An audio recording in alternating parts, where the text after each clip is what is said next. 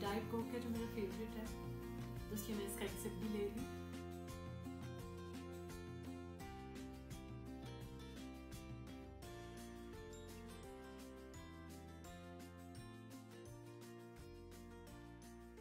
मैंने आपको ये भी बताना था कि जो मैं आपसे कपड़ों की अक्सर जो बात करती हूँ तो मैं आपको ये कहती हूँ कि आप प्रिंट्स और जो भी चीज़ें आप लेते हैं वो ज़रूर लें। बहुत दिन से बात हो रही थी एटिकेट्स और टेबल मैनर्स की और कुछ चीज़ों की जो फॉर्मल सब लोग आप लोग पूछ रहे थे, तो आज वही चीज़ें हैं थोड़ी सी जो कि हम डिस्कस करेंगे। तो एटिकेट्स का मतलब सिंपल है, रिस्पेक्ट देना। एटिकेट्स को सम अप जब आप करेंगे तो इसका मतलब किसी को इज्जत देना, रिस्पेक्ट के अलावा कुछ भी नहीं निकलता।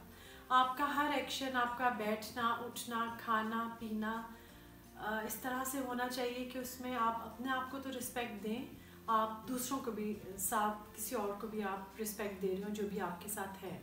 जब भी हम किसी पार्टी पे, शादी पे, फंक्शन पे या फॉर्मल डिनर वगैरह पे जाते हैं तो आप देखेंगे जो उस घर में जो होस्ट है उसने कितना आपके लिए एहतमाम किया होता है, कितना कुछ अच्छा पका हुआ होता है, उसने घर को डेकोरेट किया होता है, वो सुबह से और कई दिन से आपका वेट कर रहे होते हैं।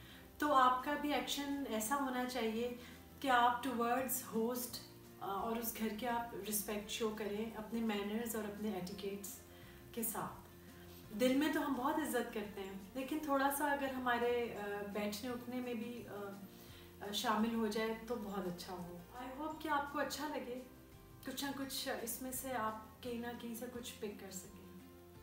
बड़ों के आगे बैठते हुए हमने बचपन में भी सुना था कि आपने टांग को ऐसे नहीं करना, ऐसे नहीं करना, जूता उनकी तरफ नहीं करना। सेम वही बातें जो हमने बड़ों से सीखी थी, ये सब कुछ वही है। साइडवाइज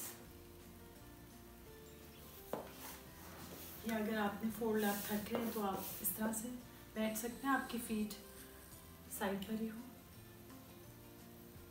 लेकिन आप इस तरह से भी बैठ सकते हैं, कंफर्टेबल रहेंगे। और ये भी फॉर्मल पोस्चर है आपका।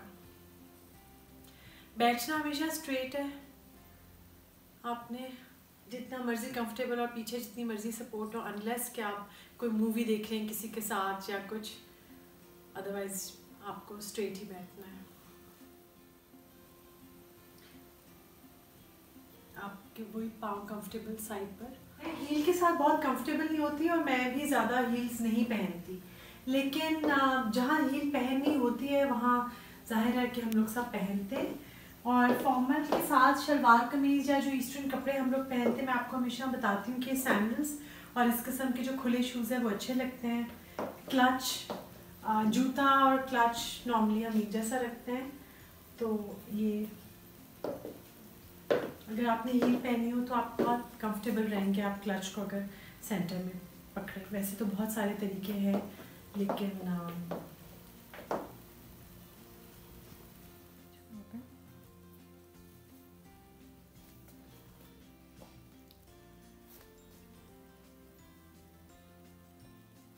टाइम बेस्ट टाइम होता है चाय का।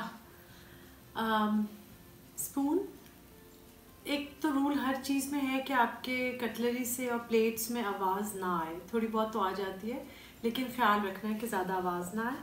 और स्पून को आपने चाय को मिक्स ऐसे करना है, क्लॉकवाइज एंटी क्लॉकवाइज नहीं करना, लाइक 12 o'clock 6 o'clock 12 o'clock मतलब ऐसे करना है आपने। उसके बाद टी कप को आपने यहाँ से पिंच किया और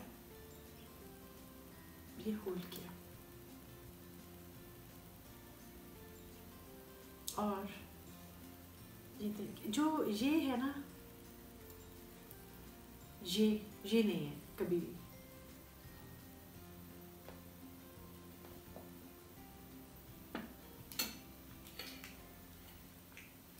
अच्छा जी, जो सामने आपकी चीज़ें लगी हुई हैं वो आपने अगर आप होस्ट हैं तो नेचुरली गेस्ट को आप पहले सर्व करेंगी ताकि गेस्ट ले लें, और उसके बाद आप आराम से अपनी चीज़ पिक करेंगी, लेकिन उठाते डायरेक्टली आपने नहीं खाना, उसको अपने प्लेट में रखना है। और उसके बाद आपने उसे स्टार्ट करना है। ये सिंगल 1 कोर्स डिनर की या हाई टी की सेटिंग है, सिर्फ ये बताने के लिए कि आपने किस चीज़ को उठाना है और रखना है और किस तरह हमने बैठना है, ताकि बहुत आप खुद कंफर्टेबल रहें। फोर्क हमारा लेफ़्ट साइड पे होगा, बटर नाइफ राइट साइड पे, और बटर नाइफ के बिल्कुल सामने ड्रिंक जो भी आपकी है। इसका सिंपल जो थ्योरी है, इससे आपको याद भी रहेगा, बी और D. B for bread, D for drink. Drink आपकी राइट साइड पे होगी, ग्लास आपने राइट साइड पे रखना है, और जो ब्रेड है वो आपकी आप लेफ्ट साइड पर होगी। कटलरी आपकी फोर्क और नाइफ, लेफ्ट हैंड में फोर्क, राइट में नाइफ। और डाइनिंग की बात करते हैं तो हम लोग अपना यूज़ करते हैं, उसके बाद हम नाइफ साइड पे रख देते हैं और हम अपने फोर्क से खाते हैं, जो यूजुअली हम लोग के भी यहाँ पे भी हम इस तरह से बहुत यूज़ करते हैं। लेकिन फॉर्मल डाइनिंग में आपने इस तरह से इसको लिया, टर्न किया और यूज़ इसी तरह से किया और आपने हाथ में रखा और खाया। एंड ऑफ द मील में अगर इस तरह हम रख रहे हैं तो इसका ये मतलब है कि वी नीड अ ब्रेक, और ब्रेक के बाद हमने खाना ख़त्म नहीं किया तो ये हम इस तरह से रखेंगे। और जब खाना ख़त्म कर लेंगे तो नाइफ और फोर्क स्ट्रेट या डायगोनल साइड पे, इट मीन्स के खाना ख़त्म हो गया और अब वेटर प्लेट लेके जा सकता है। नैपकिन्स हमेशा फॉर्मल उसमें डाइनिंग में या कुजीन में, रेस्टोरेंट्स में हमेशा होते हैं। आपने इसको ओपन किया